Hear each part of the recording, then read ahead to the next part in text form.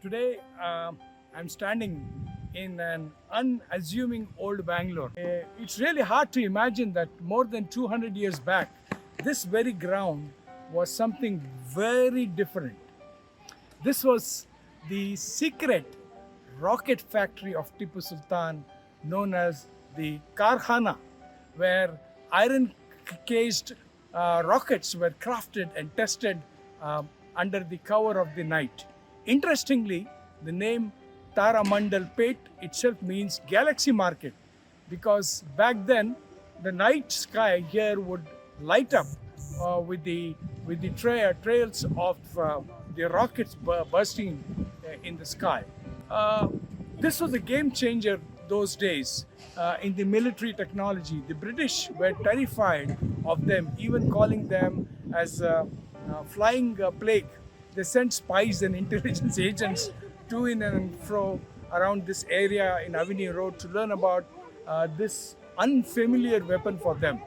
When Tipu Sultan was finally defeated at Srirangapatnam in 1799, the British seized hundreds of these Mysore rockets and took them back to England, Royal Arsenal in Woolwich. There is an inventor named William Congreve. He studied and reverse engineered these rockets, improving upon them and creating what became known as the Congreve rockets. These rockets later played a crucial role in the battles far from India, in Europe against Napoleon, and even in the war of 1812 against America. You might have heard the line, the rockets and red glare, in the American national anthem. It actually refers to the technology that has its roots right here in the Bangalore soil because of Tipu Sultan. But the story doesn't end here. In 1960, a young Indian scientist from Tamil Nadu visited NASA Wallops Flight Facility in Maryland, USA. Walking through the reception, his eyes caught a painting on the wall. It showed dark-skinned soldiers launching rockets against British forces. As he stepped closer, he realized it was Tipu Sultan's army portrayed in the artwork, something largely forgotten in India but remembered and honored thousands of miles away. That scientist was none other than Dr APJ Abdul Kalam, who later became the President of India. Dr. Kalam noted in his autobiography, Wings of Fire, how surprising it was that this aspect of India's history was recognized abroad but hardly celebrated at home.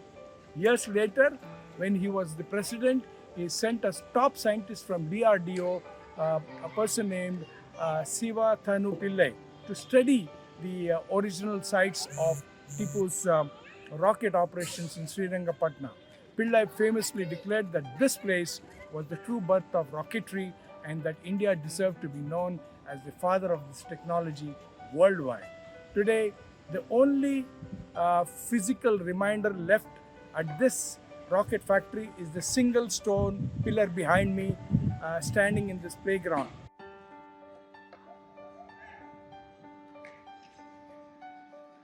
From this historical location in Bangalore to a painting hanging in NASA, the legacy of Tipu Sultan rockets have traveled farther than any empire of the past could have imagined. This is more than just a piece of history. It's a moment of immense pride for every Indian. It reminds us that India's contribution to science, technology, and defense go back to the centuries, and they continue to shape our world today. If you like this piece of history, do like, share, subscribe. Jai Karnataka, Jai Hind.